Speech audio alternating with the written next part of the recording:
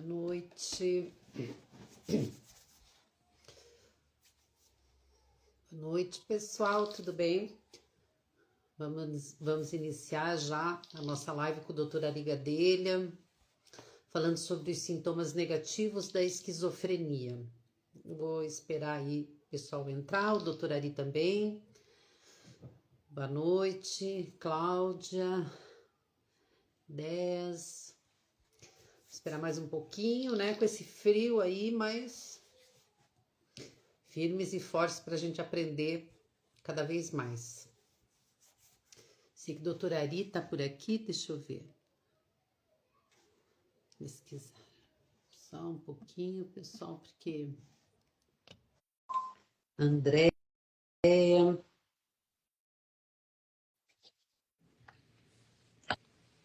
Opa, Boa noite, doutor. boa noite. Eita, será que minha câmera tá suja aqui? Deixa eu ver. Não, melhorou um pouco, né? Não, tá ótimo. Com esse frio, nem a câmera funciona. Imagino como é que tá aí em Curitiba, Sara. Tá muito frio, muito frio. Semana passada, quando eu cheguei de Fortaleza, sensação térmica -5. Nossa senhora, não quero nem saber. Eu tô até com as bochechas vermelhas aqui É, do frio. Tô corada. e, No mais, tudo foi um choque, né? Sair de Fortaleza 30 graus, chegar em Curitiba -5. verdade. E lá mesmo com a chuvinha tava calor, né? Tava, lá pode chover. Ali foi uma pena que choveu tanto, né? Você não pôde aproveitar o clima da minha cidade. Não deu nem para pegar uma prainha, nada. E ali é diferente, viu? Não é comum ter essa chuva toda. Bom, a gente tá batendo papo porque o pessoal tá entrando ainda, né? Para eles poderem se. Exatamente. Mas São Paulo tá muito frio, doutor? Olha, Sara, eu chuto que deve estar aqui uns 13, 14 graus agora. É que hoje estava 9. É que aqui é muito úmido, né? E aí é mais pro sul, e eu acho que talvez até mais. Eu não sei se é mais alto que São Paulo, mas é mais ao sul, né? Então a temperatura tende a ser menor. Curitiba acho que é a capital mais fria, né, do Brasil. Não sei se. Ah, eu não sei. Eu acho que como capital talvez seja mais fria. Agora, tem as cidades lá de Santa Catarina, São Joaquim, que lá hoje a sensação, hoje parece-me que fez -7 graus lá Não. do Rio Grande do Sul, -7. Aí é duro, né? Sair da cama é difícil, meu Deus. Eu convidei o Ivan, o doutor Ivan, ele é um aluno meu de doutorado. Não sei Uhum. se ele. Para a gente ver se ele participa também, que ele pode falar um pouco da pesquisa lá dos sintomas negativos, né, que a gente está fazendo. Bacana. Ele tá aqui já? Deixa eu ver aqui. Acho que a gente pode começar a falar de sintomas negativos, né? Sim. E a gente pode falar de sintomas negativos e depois, né, a gente fala de pesquisa, porque eu acho que primeiro tentar tirar a dúvida das mães da AME, né? Que eu sei que esse é um tema, até pra gente que é profissional, ele é difícil, né? Como é que a gente explica esse negócio de sintomas negativos, né? Que termo é esse também? O pessoal não, a gente não facilita a vida de vocês, né? Cada termo pior do que o outro. Eu acho assim que e quando eu comecei a pesquisar muito sobre esquizofrenia, quem me tirou a dúvida foi o senhor, quando eu perguntei, né, por que sintomas negativos e por que sintomas positivos? O que que tem de positivo? Primeira coisa que a gente pensa, né, o que que tem de positivo na esquizofrenia? Aí o senhor me deu uma explicação bem bacana, mas acho que seria válido o senhor agora, de repente, explicar, né, o que que é sintoma negativo e o que que é positivo. Então, vou só avisar o Ivan, Uhum. 20 que eu te chamo. Pronto. Então vamos lá. O que é o sintoma negativo e o sintoma positivo? Por que é esse nome? Todo mundo aqui conhece, né? Eu imagino que tem experiência vivida com a esquizofrenia, sejam pais ou família ou pacientes, e a gente sabe que é uma doença muito diversa, né?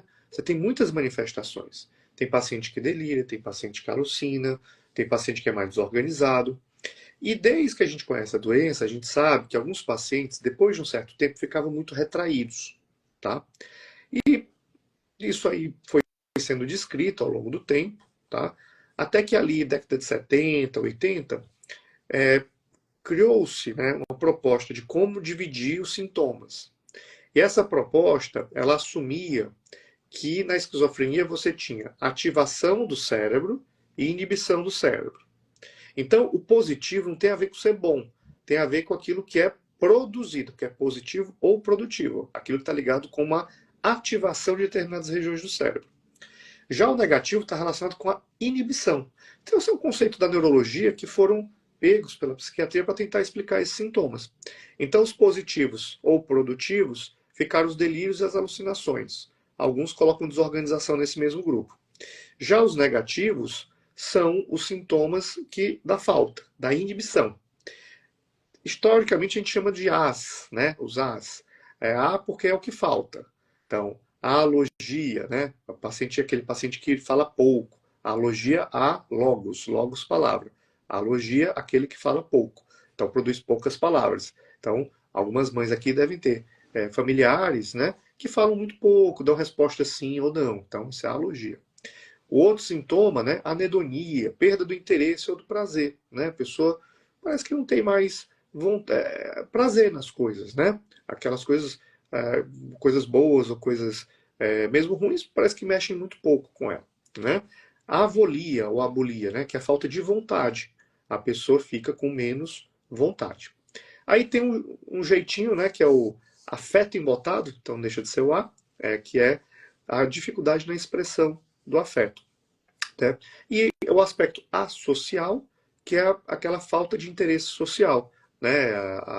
É esperado da vivência humana que a gente busque se relacionar socialmente. E a gente sabe que pessoas com esquizofrenia, muitas vezes, eles perdem isso.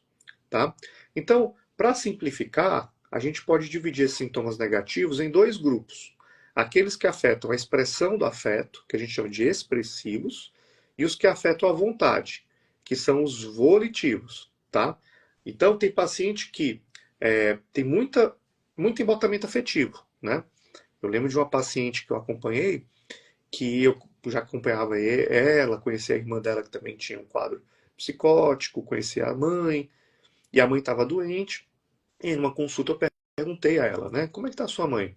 E ela falou, morreu. Acabou o assunto. Eu fiquei assim chocado, né? Porque era uma pessoa que eu conhecia, e ela parecia assim, meio. Se aquilo não tivesse. Eu não tenho dúvida que ela gosta da mãe dela, mas a expressão do afeto é diminuída. E aí parece que a pessoa não. Né?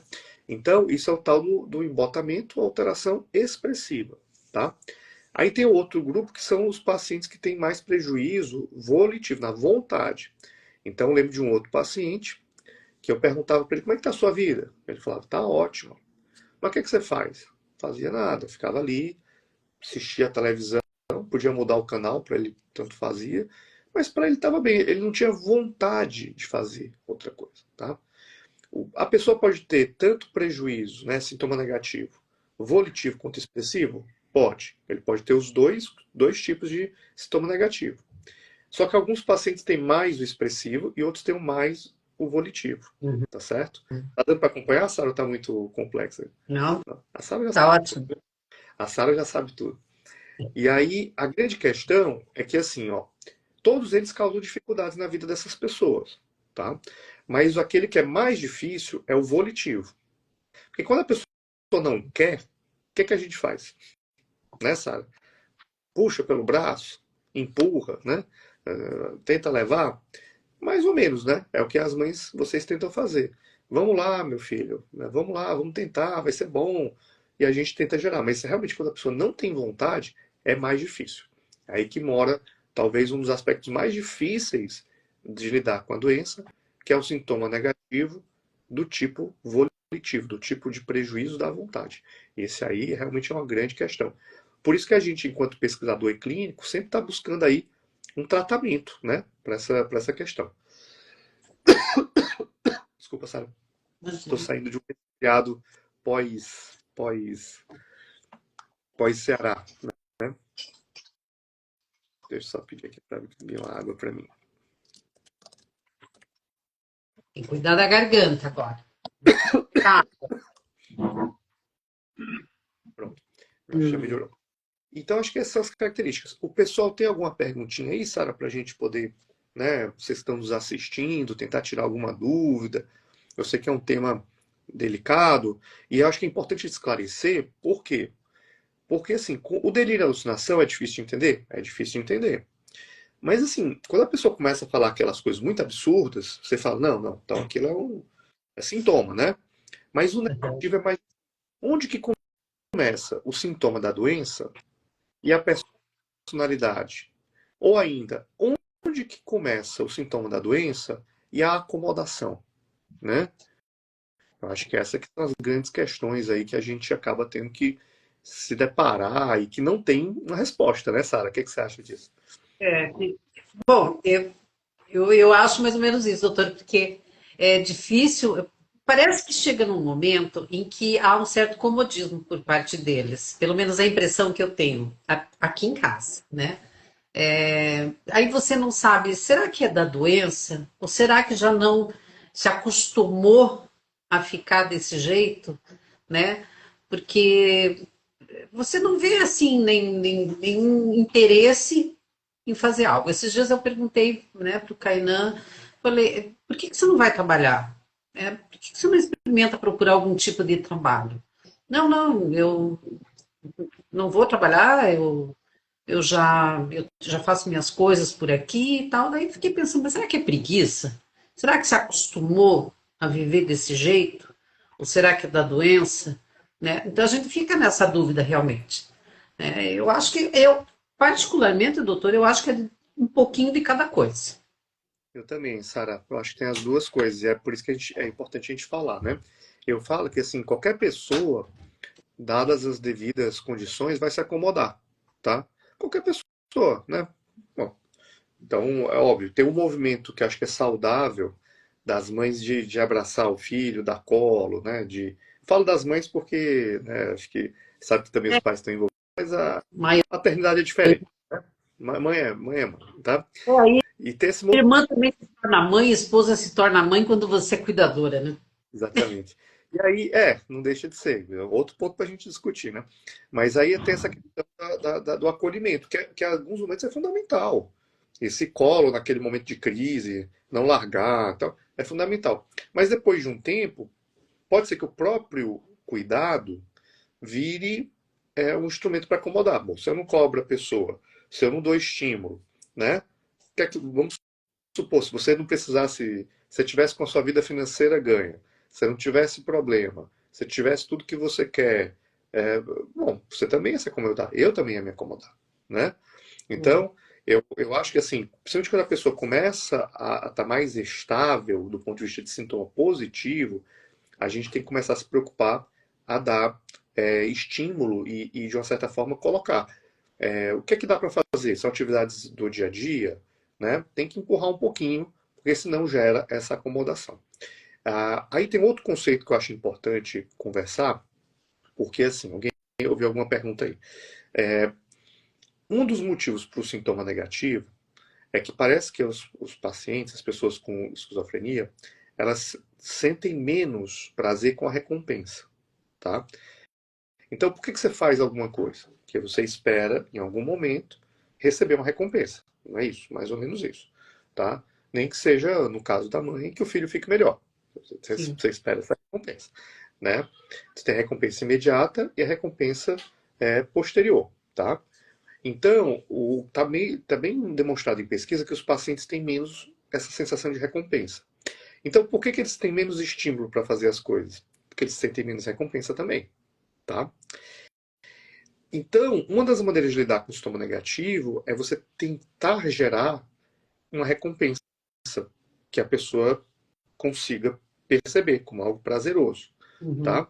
Óbvio que a gente tem que tomar cuidado, porque de recompensa pode criar um bom problema para você, né? Então, tem que dosar também essa história da recompensa, porque tomar banho não pode gerar uma recompensa, né? Se começar a dar recompensa para coisa muito básica, você banalizou a recompensa. Aí você cria outro problema. Mas quais seriam os princípios para você gerar essa recompensa? Primeiro, tem que ser mais concreto. Essa coisa assim, no futuro vai acontecer alguma coisa, não é uma boa recompensa para os pacientes, né? Porque é muito abstrato. Tem que ser mais concreto. É um lanche que ele gosta, é um dinheirinho que ele quer ganhar, é alguma coisa. Segundo, tem que ser para alguma coisa que tire ele daquela situação, né? Não pode ser uma coisa muito imediata. Tipo, como eu falei, dar banho, tomar banho, não pode, porque senão você realmente perde um pouco. E não pode ser muito depois, porque o depois para ele, essa recompensa posterior, para ele não faz muito sentido. Ele trabalha mais com recompensa imediata. Então, é uma das maneiras de você tirar a pessoa daquela situação. Eu vi uma mãe perguntando sobre terapia. Terapia é uma das melhores coisas que a gente tem. Isso quer dizer que é fácil? Não. Mas é porque a gente tem, infelizmente, muito pouca coisa para sintoma negativo. E uma das coisas que você pode fazer é oferecer estímulo, tá? Agora, uma sugestão, assim, é importante ter um bom terapeuta ocupacional acho que pode ajudar muito, mas tem que testar estímulos diferentes. Por quê? Tem paciente que vai gostar muito de atividade física e que se acha na atividade física. Eu tenho um paciente que está com uns 23 anos, que adora jiu-jitsu. E se achou, porque o sensei gosta dele, e ele fez lá um acordo de valor, e vai 4 vezes por semana no jiu-jitsu, aquilo ali deu uma preenchida na vida dele. Tem outro que gosta de caminhar, tem outro que gosta da bicicleta, tem outro que gosta de tomar um café com a mãe. Então, assim, você tem que achar. Então, a terapia ela é importante? É. Ela vai resolver? Nem sempre. E aí, o que você tem que fazer? Tentar ver mais estímulos. Eu sei que tem a questão financeira, eu sei que tem, né, questões práticas de tempo e disponibilidade, eu sei que tem a frustração, que muitas vezes não dá certo, mas eu estou querendo colocar que, às vezes, se você não está conseguindo por um caminho, apresente outros estímulos, tá? E sempre pensando em coisas que tenham uma recompensa mais imediata. Doutora, aqui tem uma mãe que ela está perguntando, isso aí até eu acho que é até fácil, né? Percebo que no frio meu filho fica mais deprimido. O clima tem influência na depressão, nos sintomas Então, negativos? uma boa pergunta, tá? Boa pergunta. O frio tem uma influência sobre sintomas depressivos? Sim, tá? A gente sabe que, de um modo geral, no inverno, quando você tem principalmente locais em que você tem variação, por que que eu estou falando isso? Porque no Ceará não tem inverno. Então, Ceará não tem inverno, né? Não tem. Lá, em vez de escurecer 6, escurece 5:30. Aí você descobre que é inverno. Ponto. Não tem frio. Tá? Mas aqui para o sul e sudeste, a gente pode falar que tem sim inverno. Você tem dias mais curtos, você tem dias mais escuros e você tem um frio. Então, em média, isso causa mais sintomas depressivos. Agora, será que a pessoa que está mais retraída, ela está deprimida? Nem sempre, tá? Nem sempre. Todo mundo fica mais na toca quando está no frio. Isso é natural. Todas as espécies de animais se retraem um pouquinho, né? Isso não necessariamente é tristeza. Depressão é tristeza, tá? Falta de esperança, tá? Autoestima baixa. Tá só no cantinho mais isolado, mas está bem? Tá mais isolado, mas não é depressão. Tomar cuidado para a gente não ficar também rotulando, né, todo comportamento, porque isso vai ter depois indicação, vai querer dar remédio e tal, e nem sempre é isso. Agora eu tenho uma pergunta para lhe fazer, doutor. É, eu percebo assim que as pessoas com esquizofrenia, elas parecem que a sensação térmica delas é um pouco diferente, né? Às vezes no inverno estão ali, o meu aqui com esse frio abre todas as janelas, vem de bermuda, sem camisa, e às vezes no verão, todo agasalhado, fecha todas as. Isso é dos sintomas negativos? Não seria sintoma negativo, mas é uma coisa que pode acontecer. Eles perdem um pouco essa percepção térmica. Tem toda uma teoria super sofisticada que relaciona com o hipotálamo e tal. Então, mas os pacientes podem ter uma alteração na percepção de temperatura, sim, tá? E aí tem alguns cuidados, porque às vezes no inverno eles podem não se proteger e aí podem ficar doentes, ou no verão eles podem estar tão agasalhados que eles podem até desidratar, né? Então, não tem nada, não tem a ver diretamente com o sintoma negativo, mas é uma boa observação e de fato parece que os pacientes têm uma desregulação não da temperatura, a temperatura é mantida normal, mas na percepção da temperatura, tá? Seria um termostato interno deles. E isso pode ter essas coisas mais simples, né? De às vezes usar roupas inapropriadas, mas eventualmente esse uso de roupas inapropriadas pode expor a doenças, né? Porque se não se protege no frio ou se ele usa roupas muito quentes no verão, isso pode causar problemas para ele, para essa pessoa, né? É, verdade. Deixa eu ver aqui, tem uma pergunta aqui, eu acho que ela deve ter entrado talvez depois, o que seriam os sintomas positivos e negativos? Isso, como a gente explicou, né? O positivo está ligado a uma hipótese de mais ativação do cérebro, a delírio e alucinação. O negativo é aquilo que falta. Basicamente, a alteração do afeto, da expressão das emoções e da vontade. Grosso modo é isso, depois você vai ter muitas nuances aí nessa definição, né? É, e aí, vamos lá, terapia online pode ajudar? Olha, tem menos evidência para online. Eu vou falar assim, a minha experiência com pessoas com esquizofrenia é que o presencial é muito melhor, tá? Porque fica assim, olha o que já aconteceu. Você pega um paciente com sintoma negativo online. O que você faz? Você não Sintoma ele negativo? tem sintoma negativo e você faz uma consulta online com ele. Aí você pergunta, tá Uhum. bem? Tô. E aí? Você vai fazer o quê? Aí o presencial você tem mais recurso, né? De tentar trazer a pessoa, de ver como ela se movimenta, né? É, Sim. então eu acho assim, se você não tem nenhuma condição assim de um terapeuta presencial, aí online às vezes pode quebrar o galho. Mas para esse perfil com mais sintoma negativo, eu acho que presencial acaba dando muito mais recurso para o terapeuta fazer alguma intervenção. E se o paciente tem muito sintoma negativo, terapias tipo a terapia ocupacional são melhores em média do que a psicoterapia. Por quê? Porque a terapia ocupacional tem o recurso de um projeto, de uma atividade que tira o paciente daquele lugar. A psicoterapia para o paciente com muito sintoma negativo, ela é muito pouco produtiva, porque se o paciente fala muito pouco, qual que é o recurso que aquele terapeuta vai ter de poder trazer aquela pessoa, né, estimular? Então, quanto mais sintoma negativo, eu mais iria para a terapia ocupacional e acompanhante terapêutico e menos ficaria voltado para uma terapia, psicoterapia, né, psicoterapia baseada na fala, tá? Tá. Deixa eu ver aqui se tem. A Ana está perguntando ela disse que o irmão dela não gosta da casa aberta. Qual seria o motivo? É É bom, difícil eu também não responder. gosto da minha casa aberta, não, né? Assim, eu não sei se alguém gosta. Mas, assim, brincadeiras à parte, né, Ana, assim, aí tem que ver se ele não está um pouquinho persecutório, né? Veja assim, um paciente que muito preocupado com a porta, com a janela, isso aí para mim cheira a sintoma positivo, a delírio persecutório, né? Então, será que vão entrar na minha casa? Será que o PCC está me perseguindo? Então, cheira, lembra mais sintoma positivo, tá? Se isso chega a impedir o teu irmão de sair de casa, aí deixa de ser aquele sintoma delirante que a gente aceita, que já faz parte da pessoa, e passa a ser um sintoma que deve estar prejudicando a vida dele. Aí tem que reavaliar e rever dose de antipsicótico e tal, porque pode ser mais um quadro delirante mesmo, tá? A Silvinha está perguntando se a maconha pode acentuar mais os sintomas. Pode, com certeza. A maconha, ela é um perturbador do sistema nervoso central. Está bem determinado que para psicose, quanto mais usa maconha, para pessoas com esquizofrenia, quanto mais usa maconha, pior a evolução. Maior número de recaídas, menor resposta à medicação. E no caso do sintoma negativo, você ainda tem um outro problema, que é um dos efeitos da maconha é aquilo que a gente chama de síndrome amotivacional. É só você pensar um pouco no efeito da maconha, né?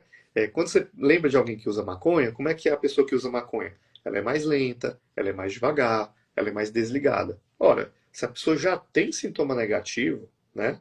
Ainda você usa maconha, aí que essa pessoa pode ficar ainda mais desligada, né, da conexão com o outro. Isso se ele não entrar em crise, né? Que aí seria o risco ainda mais imediato. Eu,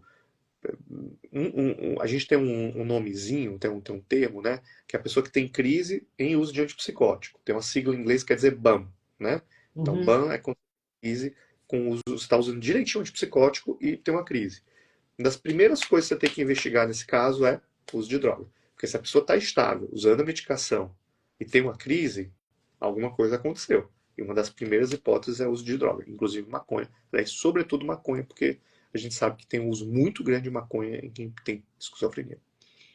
Mas também pode ser, às vezes, um ajustezinho na dosagem, ou de repente trocar o medicamento, né, doutor?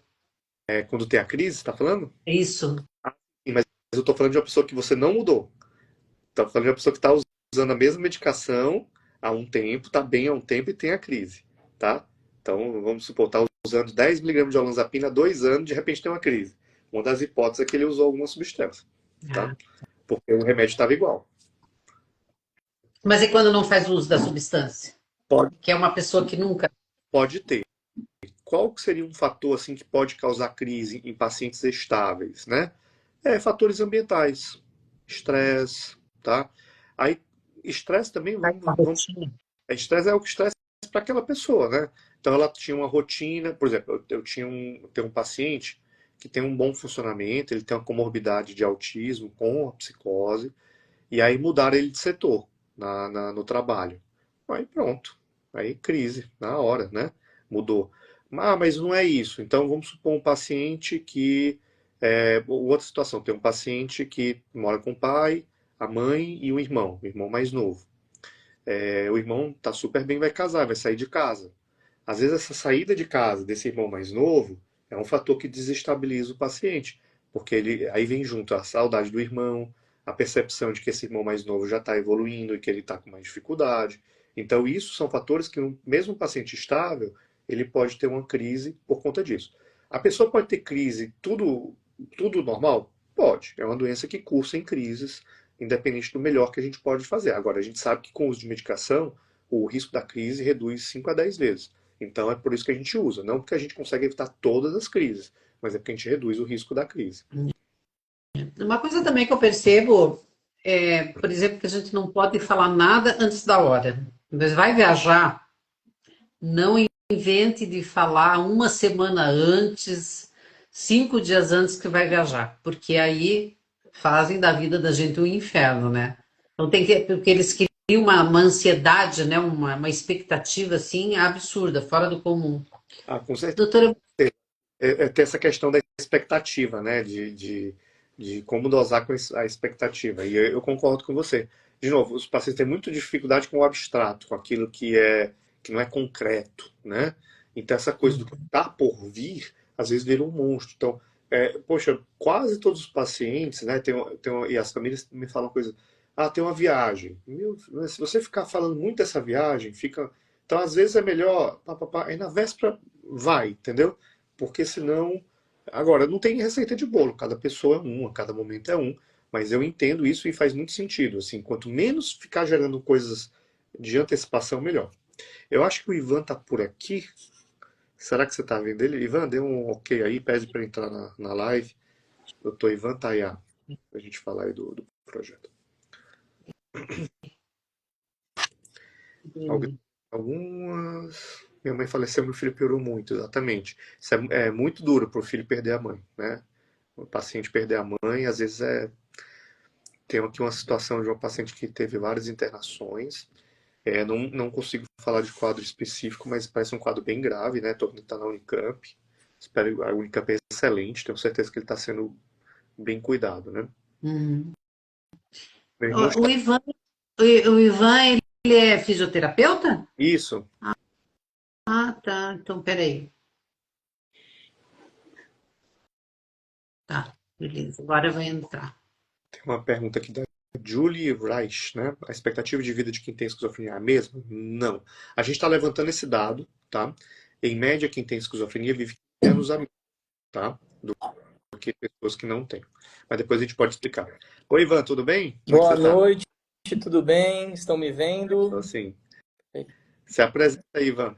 Tudo bem, Sara? Boa noite, prazer estar falando com você hoje. Nada Boa noite a todo igualmente. mundo. Estava aqui acompanhando, né, todas as explicações que o Dr. Ari estava dando. Não vou me arriscar a explicar sintomas negativos após as explicações dele, tá? Mas eu gostaria de falar um pouquinho nesse momento do estudo que a gente está fazendo nesse momento de intervenção justamente para os sintomas negativos. A gente está fazendo um estudo com um protocolo de neuromodulação não invasiva, né? Para quem não conhece a neuromodulação, é um tipo de estimulação cerebral. No caso desse estudo, a gente está usando a estimulação magnética transcraniana, que é bastante diferente da eletroconvulsoterapia, como alguém citou aqui no chat, né? É uma modalidade que não é invasiva, ela tem como característica diferente da ECT, ela ser focal. Então, a gente consegue estimular uma área específica do cérebro, sem efeitos adversos. Como o próprio nome diz, ela é não invasiva, a gente não precisa de anestesia e nenhum tipo de implante. É uma técnica bastante segura e que vem mostrando eficácia para esses tipos de sintoma que o Dr. Ari estava explicando até o momento. Então, deixa eu só, Ivan, complementar, né? A gente está falando de sintoma negativo, pessoal. E aí, assim, uma das grandes dificuldades apontada pelas mães, né? É que, assim, tratamento, assim, bom para sintoma negativo, vamos ser honesto, não tem, tá? Só fazer um pequeno preâmbulo, porque aqui tem uma função da gente poder dar informação de qualidade, né, em tudo. Sintoma negativo, a gente divide em primário e secundário, tá? Isso é importante. O que é o negativo primário? Aquele que é da doença, tá? O que é o secundário? É aquilo que parece sintoma negativo, mas tem uma outra causa, tá? Vamos explicar. Por exemplo, uma das mães perguntou de depressão. Depressão não é sintoma negativo primário, é sintoma negativo secundário. A pessoa fica isolada, triste, não tem prazer nas coisas, mas porque ela está deprimida, tá? Por que é importante essa distinção? Porque para sintoma negativo secundário, a gente tem tratamento, tá? Então, se a pessoa está com depressão, a gente trata a depressão. Antipsicótico, todo mundo aqui já conhece a história da impregnação, tá? Quando a pessoa fica impregnada, que é quando o bloqueio da dopamina fica muito grande, como é que ela fica? Ela fica apática, ela não consegue fazer muita coisa. Então, se tá com sintoma negativo secundário à impregnação, você trata a impregnação, tá? Se a pessoa está muito sonolenta, você tenta tratar a sonolência. E por aí vai. Então, sintoma negativo secundário, a gente tem o que fazer. Então, uma das primeiras coisas que a gente tem que fazer quando tem sintoma negativo é ver se é primário ou secundário. A gente só vai dizer que é primário quando a gente excluir as outras causas, tá bom? Aí a questão é que para esse sintoma negativo primário, a gente não tem tratamentos muito bons. O que tem alguma evidência, né, as duas coisas, tem uma evidência antidepressivo, tá? Mas mesmo quando não está deprimido? Sim, mesmo quando não está deprimido, já fez tudo que podia fazer, às vezes a gente tenta antidepressivo, porque parece que algumas pessoas melhoram. Terapias, é o que a gente está falando, TO, AT, mãe terapia, né, essas coisas aí que funcionam, né? Aí a gente tenta isso. Às vezes dá certo, às vezes não, mas assim, muitas vezes não dá. Então a gente, como pesquisador, está tentando ver novas maneiras de tratar, tá bom?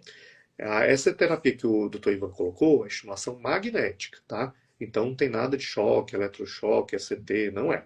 É uma bobina, não dá dor, não dá choque, né? Pode causar um leve desconforto assim na pele, tá? E algumas pessoas podem ficar com dor de cabeça, mas fora isso, não tem nada. Não toma anestesia, não fica desacordada, né? Estimulação magnética transcraniana, não é isso, Ivan? Exatamente. Muitos dos pacientes vão ao tratamento vêm e vão sozinhos.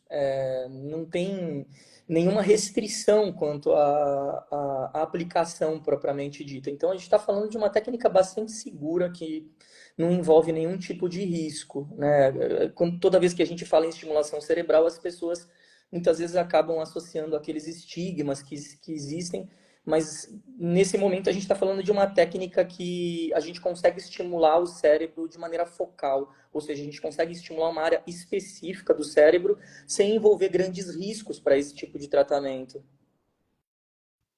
Sara, não sei se as mães já discutiram essas terapias com magnética. Às vezes comenta, mas é muito difícil, até porque a gente sabe que nem todo médico faz essa indicação, né?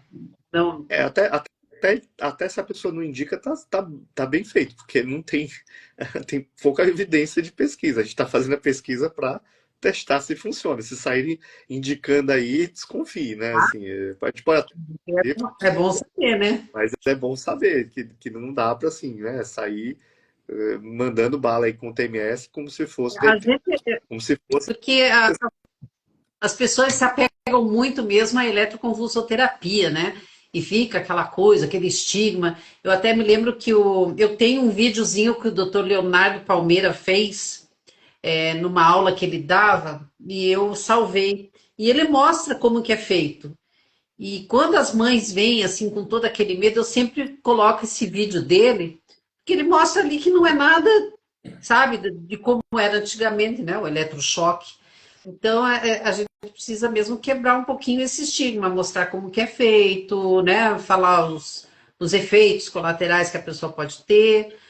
E aqui eu tenho uma pergunta que uma mãe está fazendo com o tratamento, qual o tempo para ver melhora no caso? Está em pesquisa, né?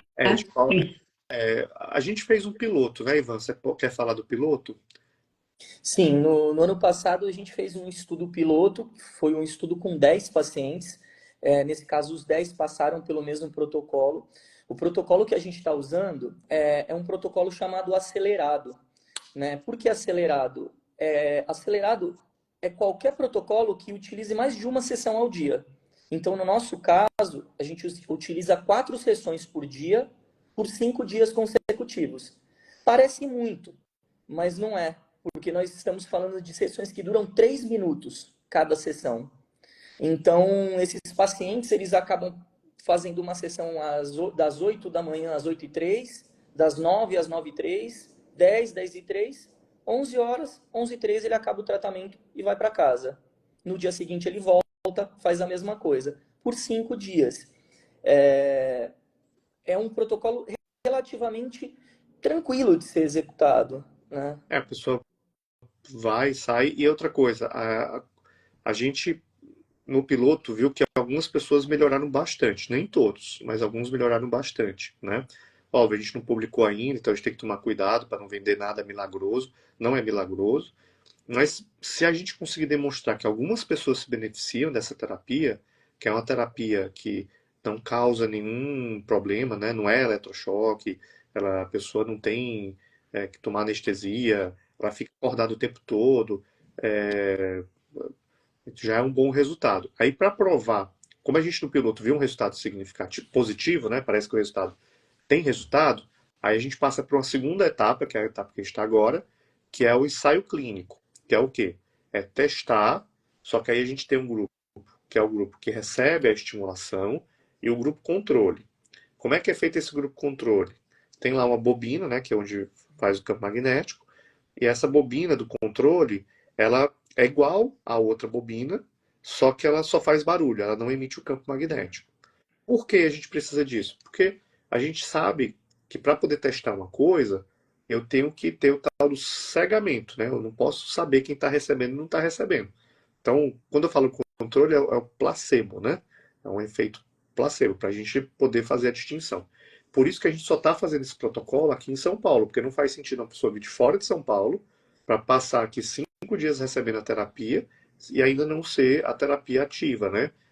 Mais na frente, se der certo esse projeto, a gente vai abrir um ambulatório pelo SUS mesmo, né? Pelo SUS ou pelo CAISM, né? Pela PROESC, vamos dizer assim. Está dando pelo PROEP. Isso, é tudo pelo PROESC. Não tem ninguém paga nada, é pesquisa, né? Então, como o Ivan colocou, são 5 dias recebendo a estimulação, tem as avaliações antes e depois. E aí, depois de um mês, acaba, né, Ivan? A gente faz até um mês Isso. de É avaliação. uma reavaliação na semana seguinte do tratamento para ver o efeito imediato e uma reavaliação depois de 30 dias para ver a sustentação do efeito, né? Se esse efeito está sendo um efeito sustentado ou se foi uma melhora somente após, né? Tem 2 perguntas aqui que eu estava vendo. Perguntaram se o tratamento se tem algum custo. Como o doutor Ari falou, é um estudo experimental, um protocolo experimental, nada tem nenhum tipo de custo, é totalmente gratuito. A pessoa estando incluída no estudo, não tem nem qualquer tipo de custo. Inclusive, enquanto estiver lá, a gente fornece um lanche, todo o acompanhamento que a gente puder dar, né? E perguntaram em relação aos resultados. Os resultados ainda não estão publicados, como o doutor Ari falou. A gente está nessa fase de análise de dados do estudo piloto e, ao mesmo tempo, a gente já está rodando o ensaio clínico. Então, nós estamos recrutando pacientes nesse momento. Quem tiver interesse, é só entrar em contato. A gente vai passar o paciente pela equipe de avaliação, estando dentro dos critérios. critérios, pode participar. E só tem uma coisa muito importante que vale lembrar, o doutor Ari falou, é um estudo controlado, a gente tem 2 grupos, um grupo ativo, um grupo placebo.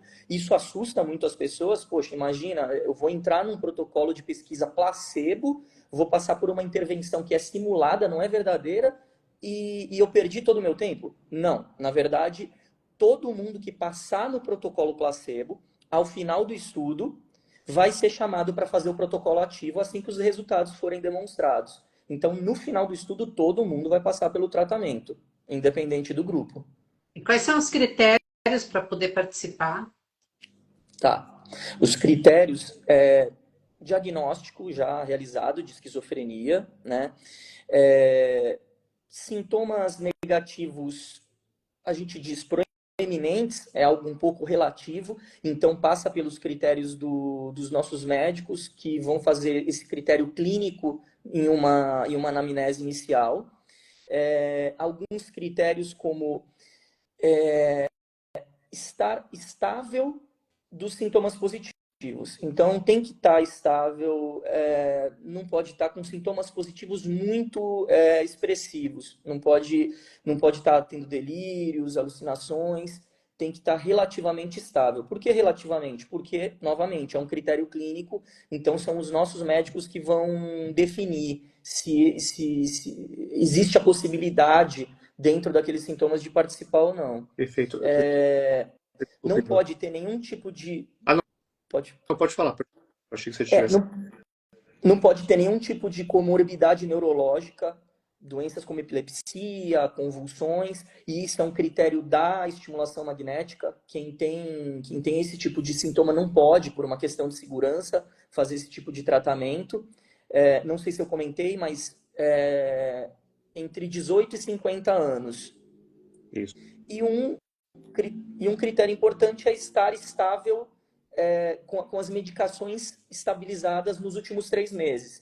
Então, se o paciente está em ajuste de medicação, sobretudo dos antipsicóticos, naquele momento não vai participar, mas não quer dizer que inviabiliza. A gente geralmente pega esse paciente, segura um pouquinho, espera estabilizar a medicação e inclui ele no estudo. Perfeito. Então, só para quem está entrando, sabe, para fazer a recapitulação, a gente falou de sintoma negativo, né, explicou, aí a gente está tentando aqui no PROESC, então, onde é que fica essa pesquisa? A pesquisa está sendo realizada no PROESC, que realiza suas atividades no CAISM, Vila Mariana, aqui em São Paulo. Então, infelizmente, só pode fazer a pesquisa quem tiver São Paulo ou região metropolitana, né? Mas a gente agradece todo mundo que está dando manifestação de interesse e tudo. Quem sabe a gente consegue depois levar para outras pessoas. Qual que é o grande benefício? Olha, se a gente conseguir demonstrar que isso funciona, né, a gente vai ter mais uma ferramenta para cuidar da questão do sintoma negativo nas pessoas com esquizofrenia, né? Então, todo esse sofrimento aí de ter que ficar empurrando a pessoa para fazer, se a gente tiver aí um estímulo que é não invasivo, né? Então não tem nada a ver com ECT, né? Pessoa muito mais tranquilo, 3 minutos de estimulação, a pessoa fica acordada e tudo.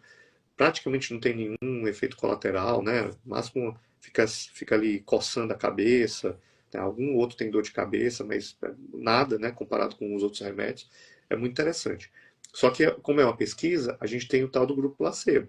Então, quem entrar na pesquisa tem que saber. A gente não vai falar a verdade, né? Você vai ser sorteado. Ah, mas eu queria muito ficar nesse grupo aqui. Eu posso? A gente não sabe, é sorteio, né? Eu não sei quem está em cada grupo, porque se eu souber, eu podia influenciar o resultado, por isso que a gente faz.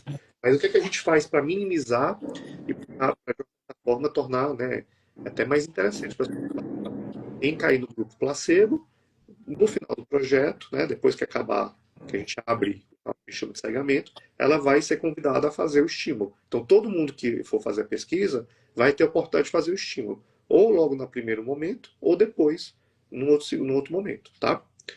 Quem fez o CT pode participar? Eu acho que tem que ter pelo menos 3 meses, né, Ivan?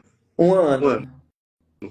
Pode, ECT pode, mas tem que ter feito há 1 ano, tá? Não pode. Por quê? Porque se tiver feito muito perto, aí a gente não vai saber se o resultado é da nossa pesquisa ou do ECT, tá? Estão perguntando sobre, desculpa, estão perguntando sobre o uso de clozapina. Sim, pode sim. Para dizer a verdade, a maior parte dos nossos pacientes do estudo piloto, acho que uns 80, 90% faziam uso de clozapina. Não é um critério para a gente, então pode sim. Uhum. Também E aí, lendo aqui. estou tentando ver aqui as perguntas todas. Para qual tratamento a transcraniana é indicado?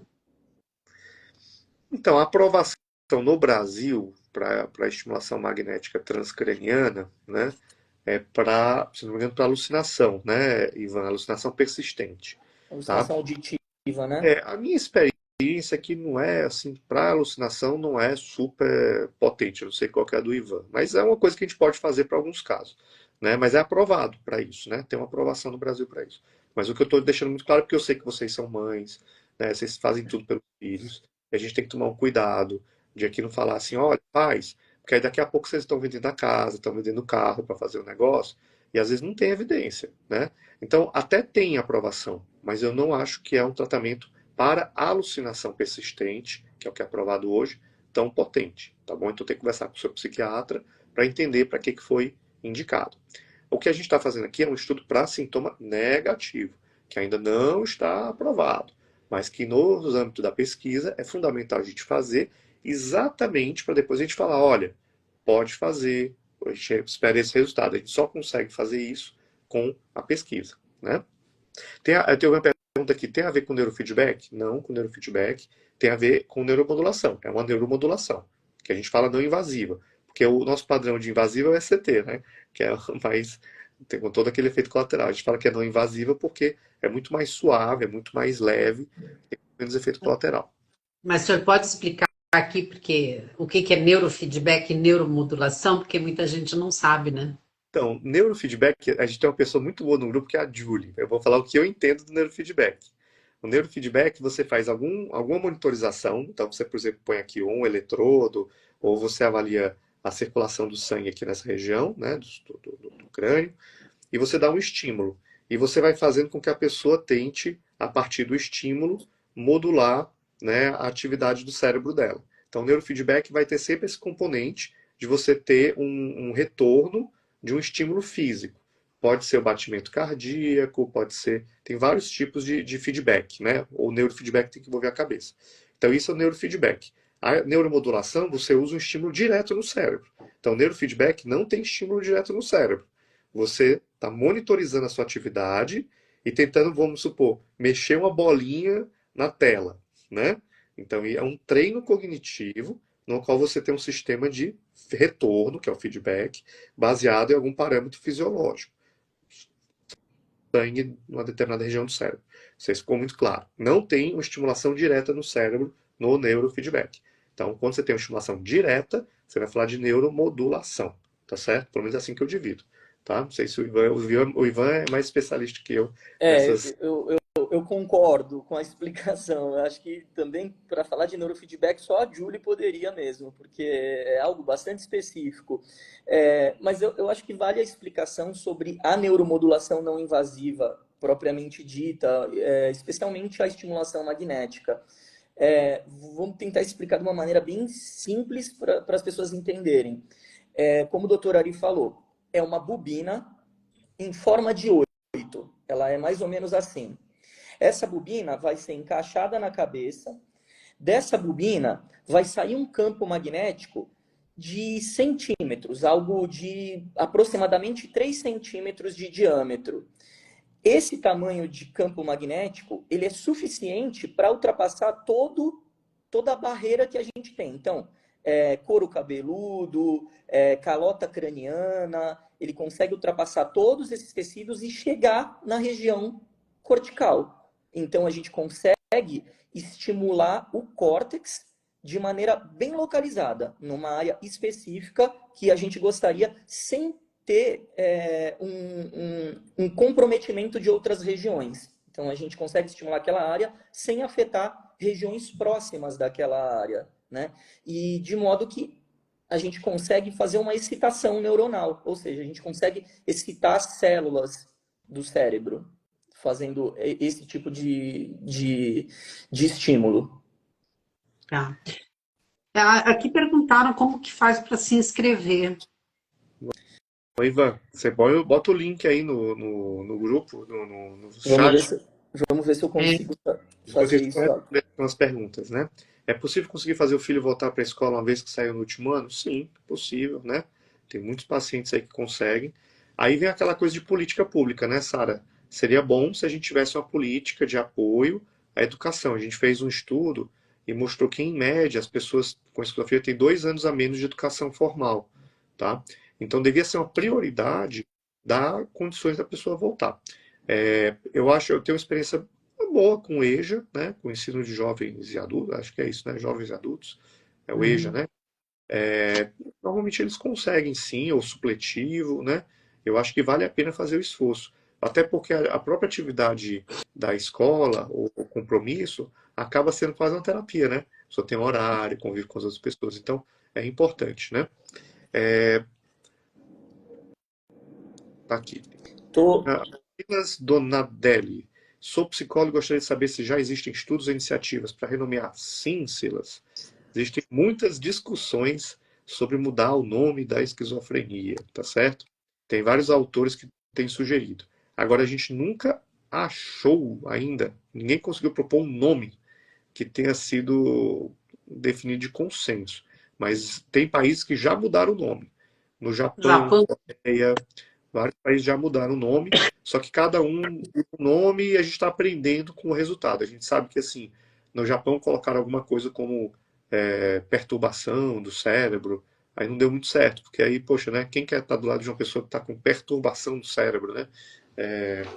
Então, a gente está buscando ainda o melhor nome. Eu acredito que sim, tá, Silas? Esse é um tema bem importante que vai ter uma mudança em algum momento. As repetições fazem parte da doença, estou vendo aqui a Débora perguntar. Pode fazer sim, viu, Débora? Tem vários motivos para a pessoa repetir. Ela pode repetir porque ela está meio desorganizada, e aí ela nem se dá conta de que ela repetiu. Ela pode repetir porque a memória dela está prejudicada e ela acaba repetindo muitas vezes. Tem na catatonia, a pessoa pode repetir a própria fala ou repetir a fala dos outros. Então, se ela estiver muito paralisada e repetitiva, tem que investigar a catatonia, tá? Então, tem vários motivos, não tem um motivo só. Eu, ah, ai, desculpa, doutor. Não, pode falar, Sarinha. Eu estava lembrando aqui agora, uma coisa que eu percebo é que parece que a memória deles atual é bem comprometida, mas a antiga ela é bem preservada, né? Meu filho fala de coisas da infância, assim, que às vezes nem eu lembrava, mas a atual, assim, é bem comprometida. Pode, exatamente, porque o que acontece?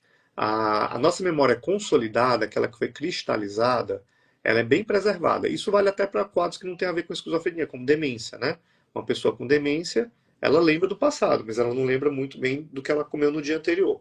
Na esquizofrenia, você perde um pouco essa memória de fixação, essa memória mais recente.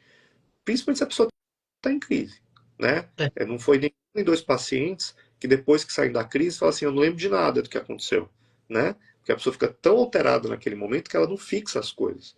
Então, ela pode ter alteração da memória recente por conta da própria doença, pode ter por algumas medicações, por isso que é sempre bom ver que medicação está tomando, se não está excessiva a dose da medicação, né? E pode ter, para algumas pessoas que têm muitas crises, até um prejuízo mais importante de memória mesmo, tá bom? O Fábio que ele perguntou se os sintomas negativos pioram com o tempo, mesmo o paciente estando estabilizado. Olha, com o paciente estando estabilizado, eu não piora, eu não estabilizado, vamos dizer o que a gente chama de estabilizado. Estabilizado é sem sintoma, tá? Né? Só pode ficar estabilizado e ruim, né? Ela pode ficar estabilizada e muito doente, assim, tipo, estável na gravidade. Mas uma pessoa que está sem crise, está remitida, eu não espero uma progressão da doença. Essa progressão da doença, que é a pessoa que evolui com sintoma negativo, isso normalmente está ligado a ter mais crises. Então, quanto mais crise a pessoa tem, ela vai ficando mais, a gente chama, empobrecida. E aí fica predomínio do sintoma negativo. Você conseguiu pôr, Ivan, o link da live? Compartilhei aqui o número de WhatsApp para quem tiver interesse ou para encaminhar para alguém que tem interesse. E encaminhei um Google Forms também, que ali já é uma pré-triagem, né? Ali já tem um questionáriozinho e já dá para a gente ter uma ideia, né? Se a pessoa tem o perfil, né, para participar. Ainda assim, se alguém tiver dificuldade, não tem problema, pode me chamar aqui, ou entrar em contato com a Sara contata a gente. Não Você terei pode, que te dar trabalho. você pode mandar esse link por mensagem depois para mim, porque daí qualquer coisa eu repasso para o pessoal. Vou mandar sim, vou mandar um folderzinho já com todas as características e os detalhes do estudo. E vou te mandar esses contatos também. Vamos ver se tem mais alguma pergunta aqui. Como o luto pode ocasionar na piora dos sintomas? O luto pode, né? Com certeza. Porque aquilo que a gente estava falando no começo. Tudo que mexa com a rotina desse pessoal. Poxa, vamos falar a verdade, né? Luto é uma coisa que mexe com todo mundo, né? Se você tem luta, é porque você perdeu alguma coisa, alguém importante. O luto, para mim, está sempre ligado à perda de alguém, né? Relevante. Agora, você imagina para uma pessoa que já tem dificuldade, tá? Tem sintoma de doença, tem dificuldade de entender, tem mais rigidez, ela perde alguém significativo. Então, aquilo pode impactar muito a vida da pessoa, né? Não é todo mundo. Tem paciente que, aqueles com muito sintoma negativo, que às vezes nem parece que vivem tão forte luto. Mas outros vão viver o luto. Seja porque sentem muita falta daquela pessoa que perdeu, seja porque a falta daquela pessoa mudou a rotina dela, né? Então, sim, a situação de luto pode ter um impacto. Então, se o paciente com esquizofrenia passou por uma situação de luto, tem que estar mais perto dele, sim, tá? E dar mais apoio. Posso fazer uma pergunta agora? Não Não? sei se tem alguma Claro, coisa a ver. claro. Curiosidade minha agora, para o Ivan. Você é fisioterapeuta. Fisioterapeuta. No que se encaixa a fisioterapia em tratamento para esquizofrenia? Fiquei curiosa, porque fisioterapeuta, eu nunca tinha ouvido falar fisioterapeuta trabalhar, atuar, né, assim nessa área, ou é algo específico por causa desse estudo, desse exame? Essa é uma pergunta que eu estou bastante acostumado, viu, Sara? Na verdade, eu sou um peixe fora d'água, né, na psiquiatria, né? Eu estou nessa área, trabalho nessa área de pesquisa já há bastante tempo, mas respondendo sobre a relação, a gente tem muito contato na fisioterapia com terapias de eletrotermo, fototerapia, são todas terapias de estimulação, correntes elétricas. E eu comecei com essa jornada na neuromodulação há muito, muito tempo atrás aí, e acabei indo para a área de pesquisa. E nessa área da neuromodulação, talvez uma das áreas mais promissoras seja a área da psiquiatria. Então, a depressão, a esquizofrenia, hoje tem sido pesquisado bastante coisa com autismo, e mais especificamente na minha área, e onde eu já atuei mais clinicamente, na área de dor, né? Dor crônica, também são áreas que existem atuação.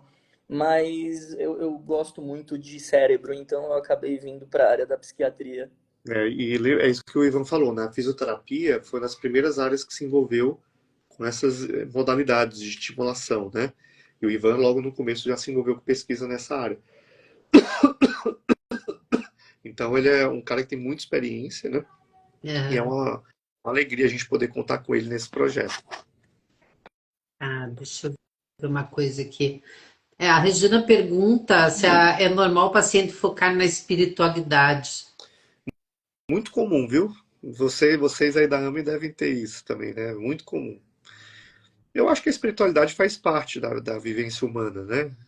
Todos os grupos humanos criaram a sua forma de viver essa questão da espiritualidade. Então, acho que primeiro que depende muito do meio que a pessoa vive. Se é um meio em que já tem explicações mais espirituais, ela vai pegar aquilo, né? Lembrar que essa pessoa, ela está com uma alteração, ela tá ali com uma sensação que ela não consegue explicar. E a gente não lida bem com aquilo que a gente não sabe explicar, né?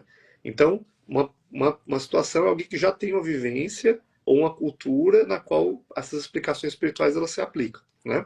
tá? Isso aí é porque tá com encosto, isso aí é porque tá com alguma coisa. Então, a própria família, às vezes, vai por esse lado. Eu não É, recomendo explicar sintomas pela espiritualidade, tá bom? A esquizofrenia é uma doença que afeta o cérebro e se manifesta através do comportamento. Ele tem que ter tratamento, tá bom? Agora, se você tem uma experiência religiosa e isso faz bem para você, que bom, mas vamos separar. Que é da religião é da religião. Que é da... Eu não me meto com o que o padre, o bispo, o pastor, o pai de santo fala. Aí também espero que eles respeitem a minha área, tá bom? Mas eu respeito a área deles porque a espiritualidade é uma dimensão importante. Agora, uma outra é, coisa é uma pessoa que tenta lá explicar.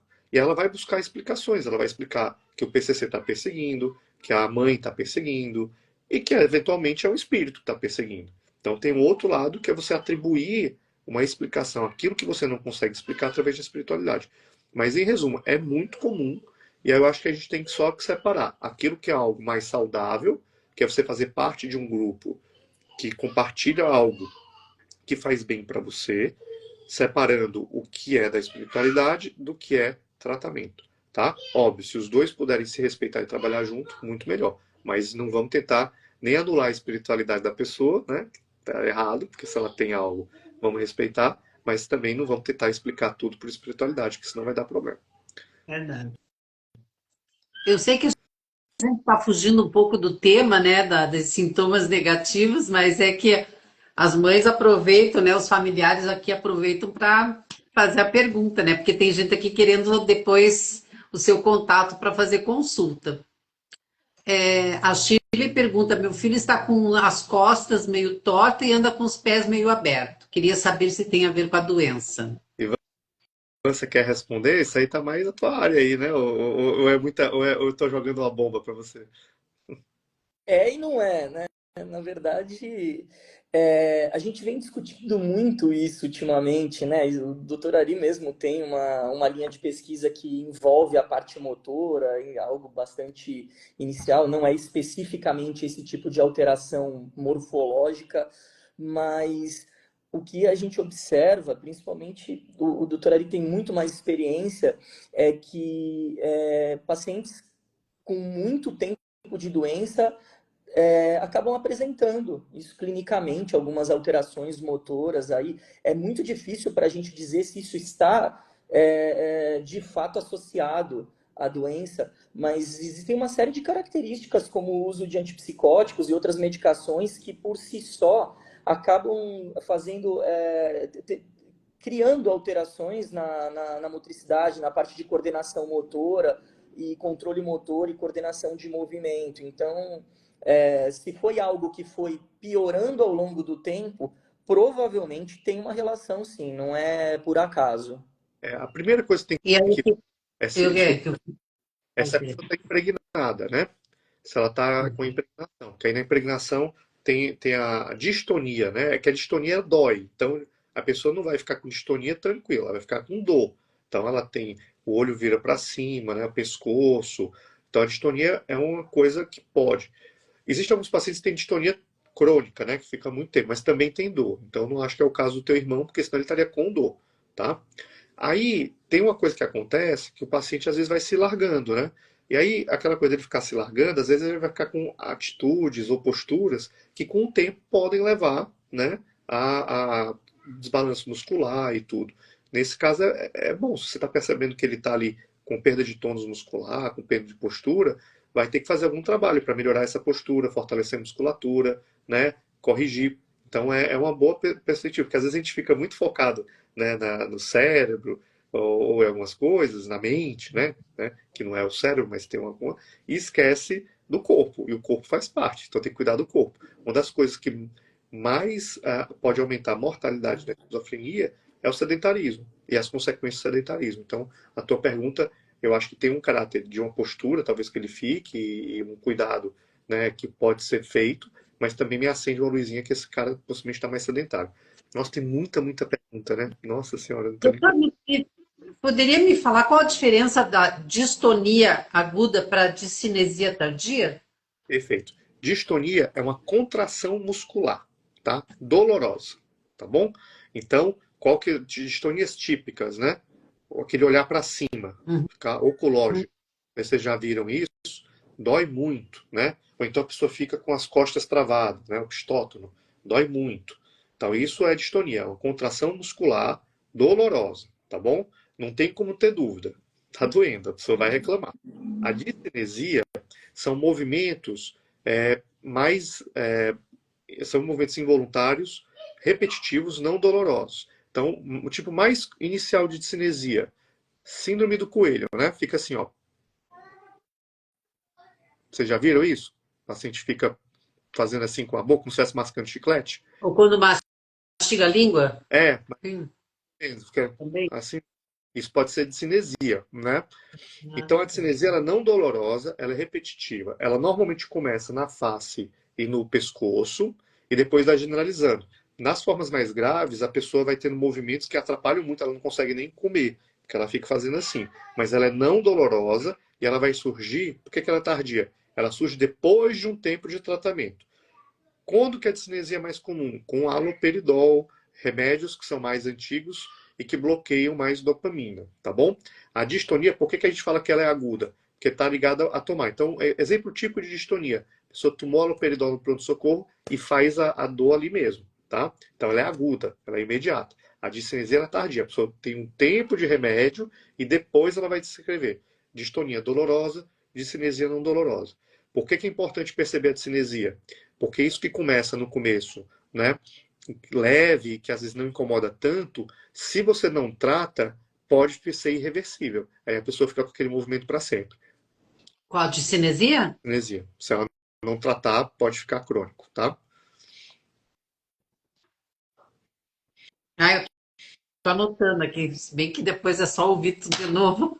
É, Ai, tem tanta pergunta aqui, né? Mania de grandeza e obsessão por uma pessoa.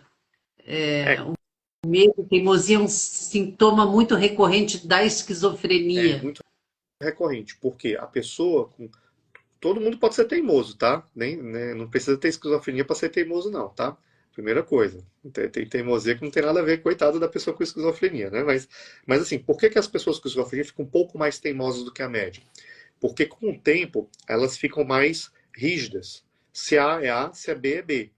A Hum? gente, a gente aprende que a gente não pode ser tão rígido. Se a gente é rígido, a vida fica mais difícil. Eles não conseguem, alguns deles, têm uma perda de flexibilidade cognitiva e ficam mais rígidos. Então eles são teimosos porque eles não conseguem ver uma outra alternativa. Então não adianta ficar com coisa muito abstrata. Aí você tem que trazer mais para o concreto, dar exemplos mais concretos para tentar furar essa teimosia. Tá certo? A Ana está fazendo uma pergunta, doutor. Ela diz que o irmão dela não teve resultado com a clozapina nem com eletroconvulsoterapia. O que que é preciso? O que que pode ser feito? Olha, é sempre delicado de falar de casos específicos, né? Porque tem muita coisa envolvida. Hoje, o que é preconizado? Quando você não responde à clozapina, vou dizer o que está no mundo ideal, tá? E depois a gente vê o que dá para fazer. Mundo ideal, dosar clozapina no sangue. Por quê? Ele está tomando clozapina, mas ele está absorvendo essa clozapina, né? Que é para fazer o exame de nível sérico. Da clozapina, tá? E de preferência, clozapina com norclozapina. Por quê? Norclozapina é o metabólito ativo da clozapina. Então, quando você faz a clozapina e a norclozapina, você sabe se essa clozapina está sendo metabolizada ou não. Você tem um indicador melhor. Então, primeira coisa, fazer no nível sérico. Vamos supor que o nível sérico dele deu baixo. Pronto, então você já tem uma resposta. Apesar de ele estar tomando clozapina, não está por algum motivo, o fígado dele é mais ativo, está tomando um remédio que queima mais clozapina, ele fuma muito, a clozapina não faz efeito. Então, dosagem, tá? Não tem como dosar de jeito nenhum, é muito caro, é um exame que vai custar entre 600 e 800 reais, infelizmente não tem no SUS, né? No mínimo, né? Então você tem que ter pelo menos ali uns 550 de clozapina, 550 miligramas de clozapina, para ter uma ideia se essa clozapina fez o efeito ou não. Vencemos essa etapa. A gente usou clozapina, chegou na dose legal, dosou no sangue, tá bom no sangue. Tá. Qual o primeiro passo? Tá? É ECT? Não. O primeiro passo é potencializar a clozapina com um segundo antipsicótico. Tá bom? Quais são os dois antipsicóticos que têm mais resultados, mais evidências? Amiprida e aripiprazol. São as duas indicações. Então, se o seu irmão não fez essa etapa ainda, eu conversaria com o médico que está acompanhando para ver se essa é uma boa condição, uma boa etapa, tá bom? Aí, quando não responde a essa etapa, aí a gente pensa em ACT, tá certo? Mas ele já fez ACT, então eu só reveria se a dosagem da clozapina no sangue está adequada e se ele já fez a potencialização. Porque isso aí pela pergunta não ficou claro, tá bom? Qualquer antipsicótico, o fígado pode metabolizar, ele pode roubar o medicamento? A grande maioria, tá? Existe um antipsicótico que o fígado não mexe muito, que é a paliperidona.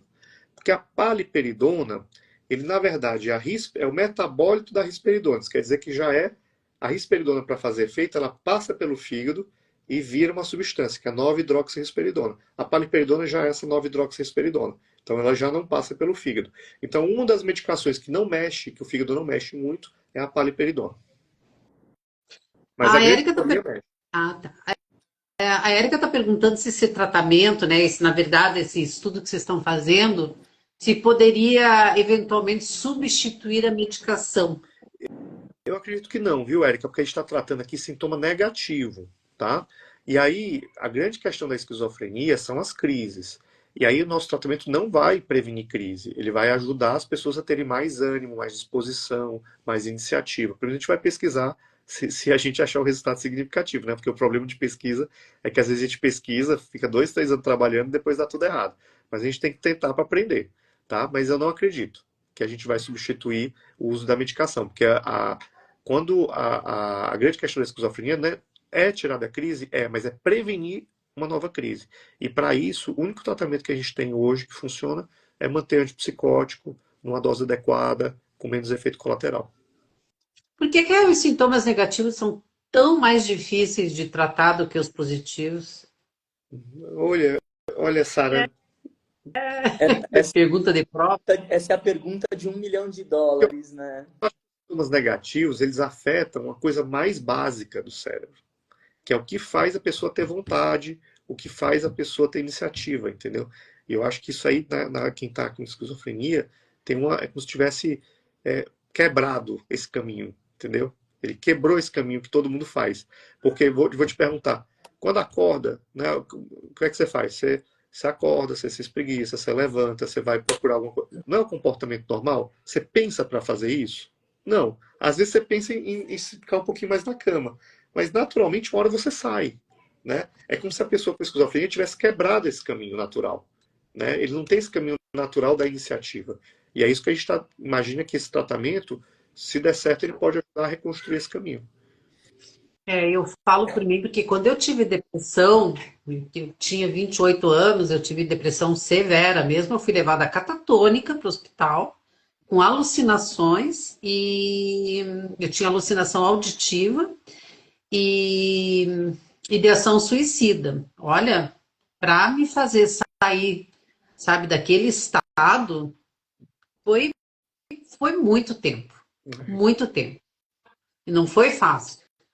E graças a Deus passou, tal, mas volta e meia ela vem, aparece, me visita, tal, mas reluto, tomo o meu medicamento, mas até mesmo com medicamento, às vezes, até por conta também de toda a vida que a gente leva, né, doutora? Às vezes daí junta a depressão, é, junta o problema, aí é que a coisa pega, né? Mas então por aí a gente já mede mais ou menos a dificuldade que a pessoa com Ah, esquizofrenia tem, é, né? E eu concordo, Sarinha. Assim, quem já teve depressão, né, sabe como dói, né?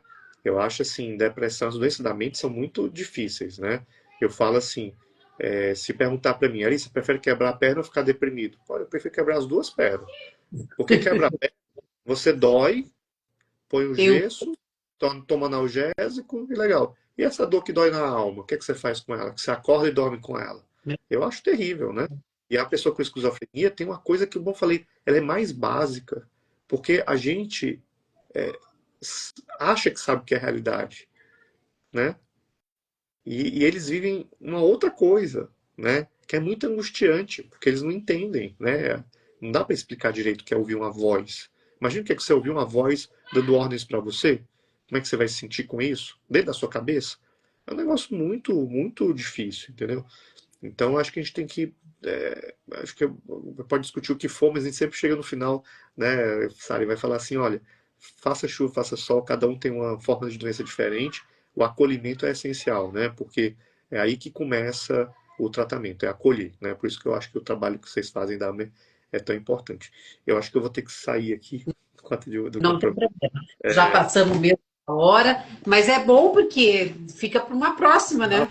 Tem um monte de pergunta, Certeza. a gente vai fazer uma próxima. E olha, Ivan, gostei muito da tua presença, foi muito bom saber, né, desse estudo aí que vocês estão fazendo. Para nós é muito importante isso.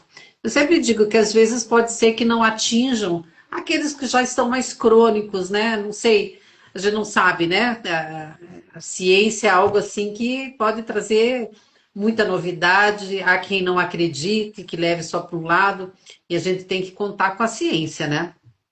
Então, eu fico muito feliz com a tua presença, de você ter trazido aqui, né, um pouquinho do teu trabalho também aí desse estudo junto com o doutor Ari, que eu tenho o doutor Ari, assim, eu sou apaixonada por ele, né, que a esposa dele não fica com ciúmes aí, ó. A paixão é aquela coisa assim que eu tenho ele, mas eu acho ele um ser humano enorme, fantástico, um excelente profissional. As mães que já consultaram com ele falaram da pessoa humana realmente que ele é. Ele tem um tratamento humanizado, né?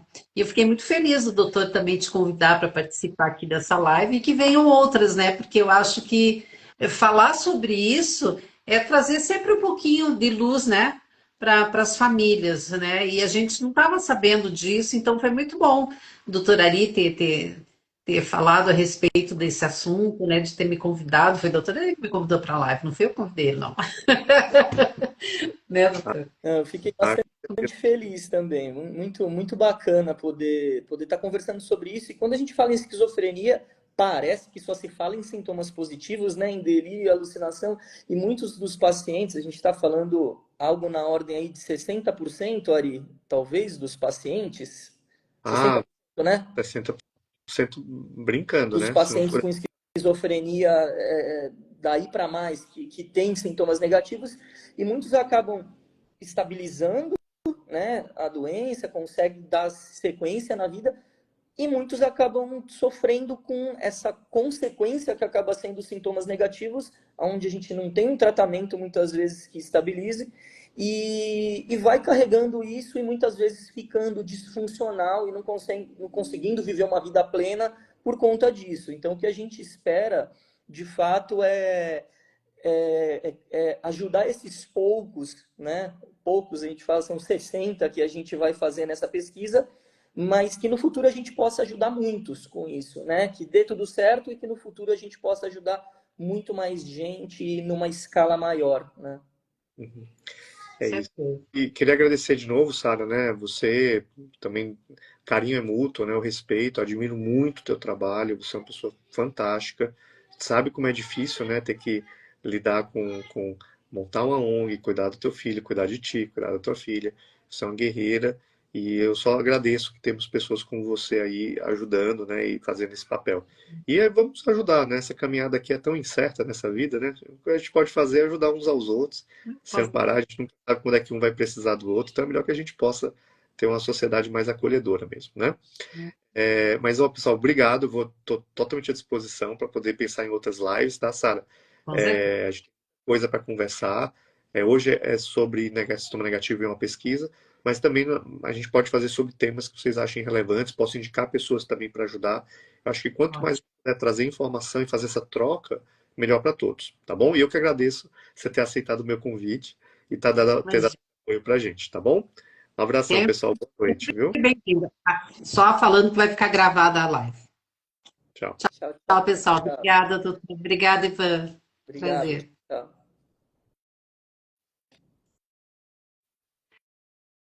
Pessoal, vou aproveitar que vocês estão aqui ainda, dia 17 agora de julho, aqui no Instagram, eu vou fazer uma live com a psicóloga Loredane.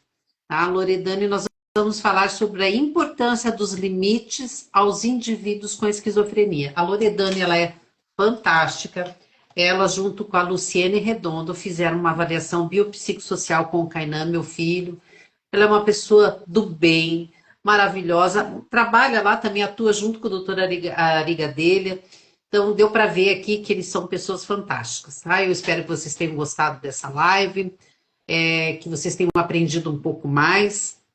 E, infelizmente, né, por questão de tempo, a gente teve que encerrar e não deu conta de responder para todo mundo, tá? Mas terão outros, tá bom, pessoal? Obrigada, uma boa noite. A hora vai ser das 19 às 20, mas eu vou colocar aqui o aviso antes, tá bom, pessoal? Beijo, boa noite.